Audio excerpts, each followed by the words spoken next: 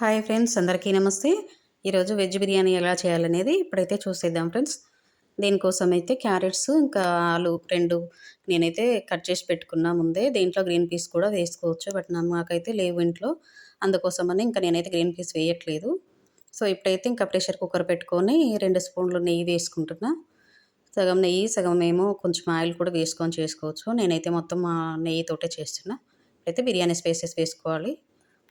ఒక 5, 6 పచ్చిమిర్చి, ఆనియన్స్ అయితే సన్నగా కట్ చేసుకొని వేసుకోవాలి. సో ఇవైతే ఫ్రై అయ్యేంత వరకు కలుపుతూ ఉండాలన్నమాట.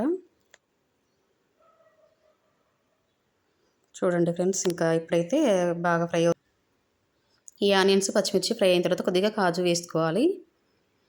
ఇంకా ఈరోజు అయితే నానబెట్టలేదు నేను. నానబెడితే ఇంకా చాలా బాగుంటాయి, కానీ ఇంకా నేనైతే టైం లేక నానబెట్టలేదు. కొంచెం అల్లం వెల్లుల్లి పేస్ట్ కూడా వేసుకొని ఇంకా ఇవన్నీ బాగా ఫ్రై అయ్యేంత వరకు కలుపుతూ ఉండాలి.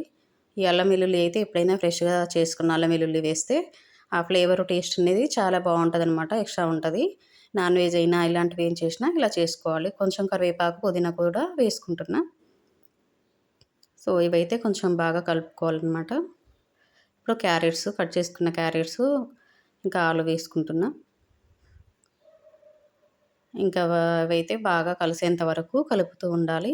సో అల్లం వెల్లుల్లి అయితే ముందు వేసాం కదా, అడుగు పట్టకుండా ఉండేలాగా కలుపుతూ ఉండాలి. ఇప్పుడైతే కొద్దిగా సాల్ట్ వేసుకుంటున్నా. ఈ సాల్ట్ అంతా పట్టేంత వరకు అయితే కలపాలి. ఇప్పుడైతే 2 చిన్న టమాటాలు, బాగా పండిన టమాటాలు తీసుకొని కట్ చేసుకొని వేసుకున్నాను. సో ఇవంతా బాగా మిక్స్ చేసుకోవాలన్నమాట. కలిసేంత వరకు కలుపుతూ ఉండాలి. సో చూశారు కదా, బాగా మగ్గిపోయినాయి ఆలు, టమాటా, క్యారెట్స్ ఇవన్నీ. ఇప్పుడైతే కొంచెం కొత్తిమీర వేసుకోవాలి.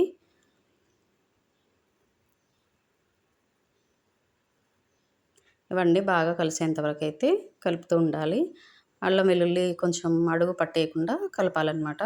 సో ఇప్పుడైతే వాటర్ యాడ్ చేసుకున్నా కదా, నేను 2 గ్లాసులు అయితే రైస్ తీసుకున్నా. దానికి 3 గ్లాసెస్ అయితే వాటర్ తీసుకున్నాను అనమాట. మనం ప్రెషర్ కుక్కర్లో చేస్తున్నాం కదా.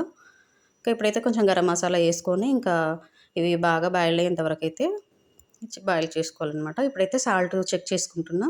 సో నాకైతే సరిపోలేదు, అందుకోసం కొంచెం వేసుకున్నా. చూడండి, వాటర్ అయితే ఇప్పుడైతే నానబెట్టుకున్న బియ్యం దీంట్లో వేసుకోవాలన్నమాట. ఈ బియ్యం అయితే మేము సింట్లో అంటాము. ఇవి షుగర్ పేషెంట్లకు బాగా పనిచేస్తాయంట. సో మీరైతే ఏమంటారో కామెంట్ సెక్షన్లో కామెంట్ చేయండి ఫ్రెండ్స్. ఇవి బాగా షుగర్ పేషెంట్లు వాడతారు.